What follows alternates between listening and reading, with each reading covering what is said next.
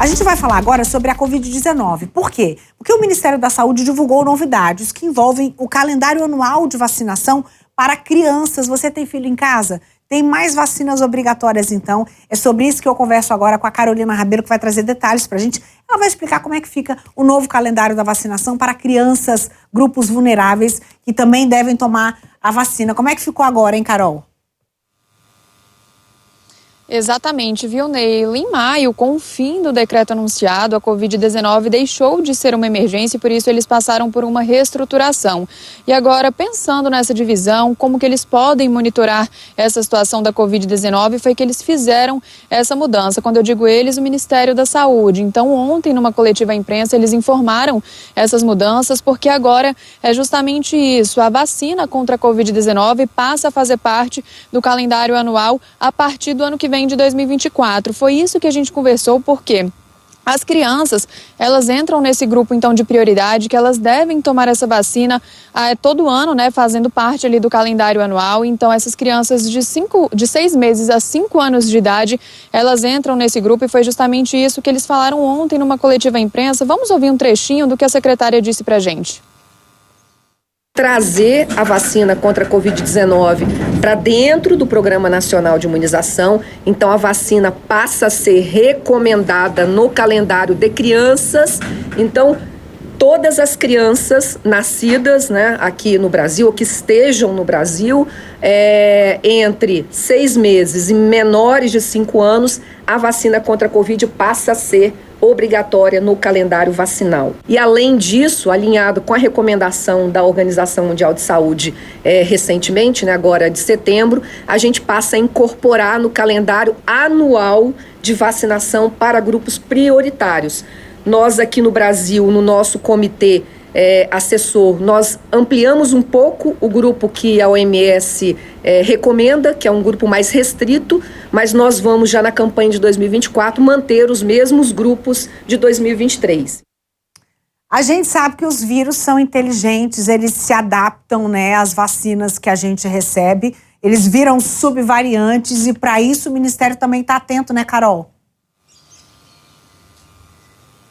Exatamente, eles seguem monitorando essa questão. Outro grupo, conforme a secretária disse, que também entra nessa prioridade, é aquele grupo prioritário, aquelas pessoas que tenham alguma comorbidade, mulheres grávidas, idosos. Então, qualquer pessoa que se encaixe nesse grupo prioritário, elas também entram nessa nova mudança e passam então a tomar essa vacina anualmente, conforme o calendário anual de vacinação a partir de 2024. Agora, Neila, quando a gente fala sobre adultos, pessoas sem comorbidades, aí a gente mantém do jeito que está, com a primeira, com a segunda dose, com a dose de reforço. Então, quem já tomou não precisa se preocupar, porque não tem nenhuma mudança, por enquanto, até o momento, em relação a isso. A secretária deu mais detalhes. Vamos ouvir outro trecho, Neila. Apesar da Anvisa ainda não ter liberado a nova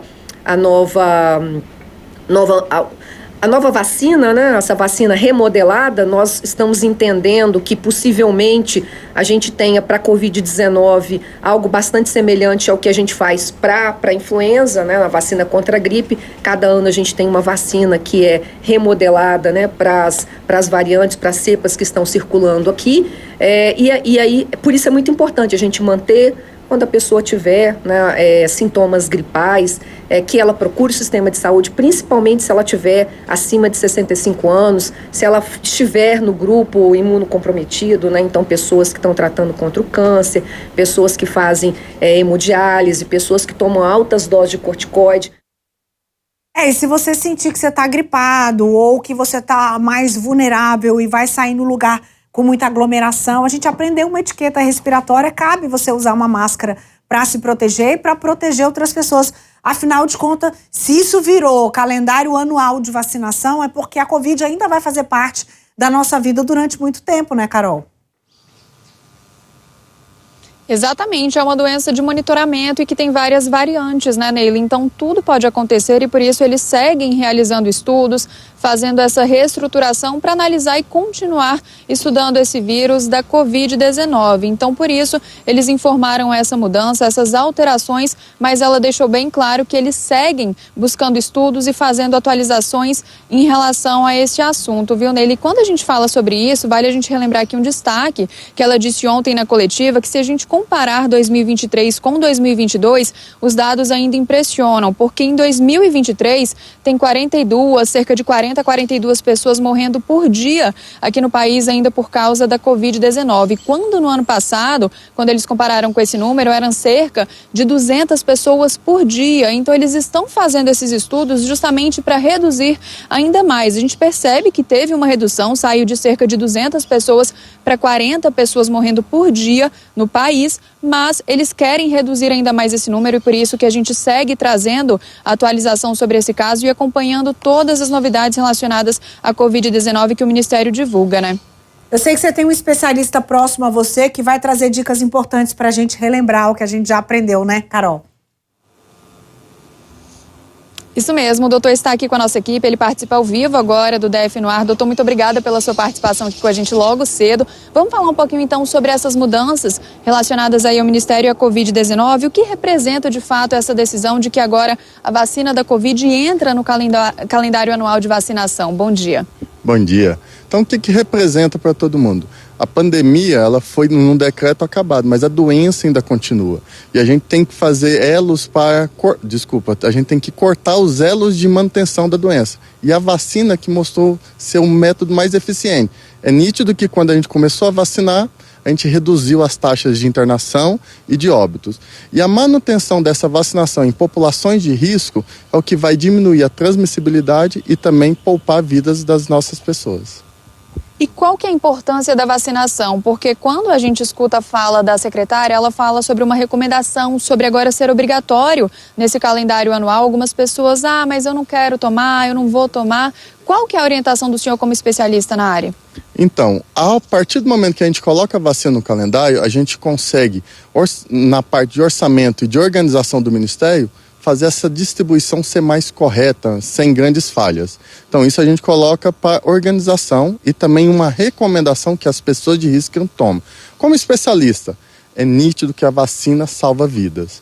Então, por isso que, ao colocar, a gente fortalece esse meio de proteção e de controle da doença. Então, ao definir isso numa portaria, colocando ele como uma vacinação dentro do calendário vacinal, você está fazendo o quê?